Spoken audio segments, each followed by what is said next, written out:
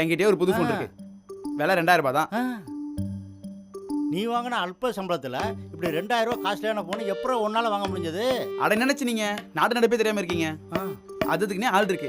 அச்சஸ்ல புதுசா இருக்கும். ஒரிஜினலுக்கே டஃப் கொடுக்குற மாதிரி பாத்துக்கோங்களேன். அதாவது 2000 ரூபாயில இருந்து 15000 ரூபாய்க்குள்ள தான் இருக்கும். இருக்கிறதுல இதுல என்ன தரமான ஸ்பெஷல்? இதுல விற்கிறவனுக்கு அன்னைக்கு எவ்வளவு தேவை இருக்கோ அதுதானே இந்த மொபைலோட ரேட்டு. அவனுக்கு அன்னைக்கு ஒரு 15000 ரூபாய் தேவையா இருந்தா 15000 ரூபாய் ரேட்டு. 3000 ரூபாய் தான் போதும்னா 3000 ரூபாய் தான் ரேட்டு. ஆனா பாத்துக்கங்க இந்த ஃபோன் 2000 ரூபாய் தான். அப்போ அவனுக்கு 2000 ரூபாய் தான் தேவை. நம்மளுக்கு லாபம். அடப்பாவி. சரி என்னமோ போ. எனக்கு ஃபோன் கொடுக்குறவன் இன்னைக்கு 11 மணிக்கு வர சொல்லியிருக்கான். நான் அதுக்கு போகணும். நீ போய் என் ஃபோன் எடுத்துட்டு வா. 10:30 மணிக்கு வண்டி வராது.